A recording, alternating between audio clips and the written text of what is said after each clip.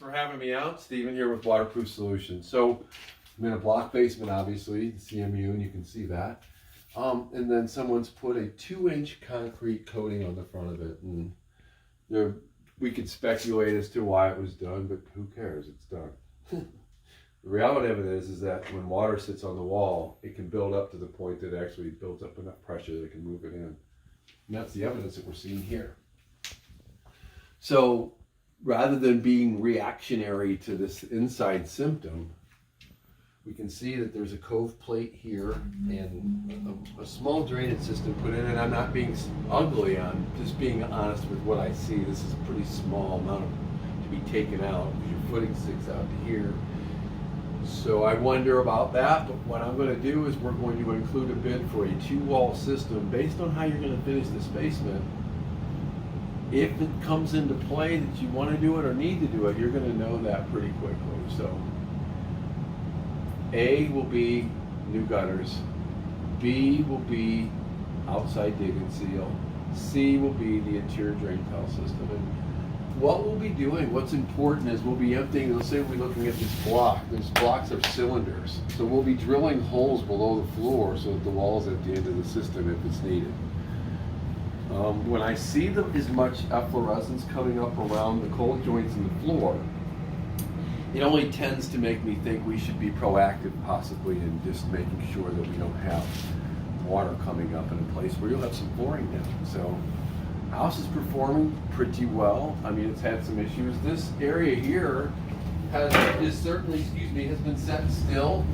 But if we wanted to do something, excuse me about that, I'm sorry, totally doesn't work. At the end of the day, these we could modify this to do something better than that by putting it in a pier leg, and these are actually adjustable. They generally don't want to see that.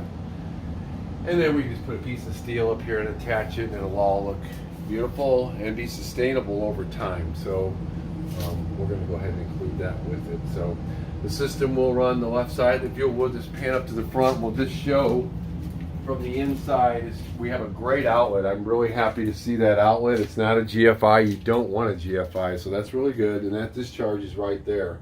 What I don't like is the pit, and we're also going to be putting a check valve on there. Way to go, cinematographer. All right, so at the end of the day, it's a dusty job, so we'll get everything away from the walls as we need to back over there and get that tucked in. Guys, you'll be able to work out the back door here, so that's really good. So you'll have an in and out. And this was a referral from our Chamber of Commerce little show, so how about that? So let's show these people some love. Michelle, when you go ahead and price this out, let's put a chamber discount on it. So we appreciate the opportunity.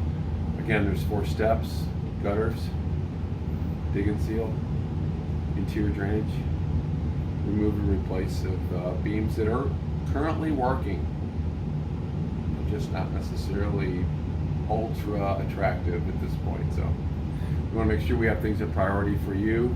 The house is secondary to you. And again, let's also talk about this wall so you can share that with people. This wall is doing nothing but putting a lot of stress on the floor. Really bad joke, but at the end of the day, it's not holding the house up at all. It's independent, it's separate.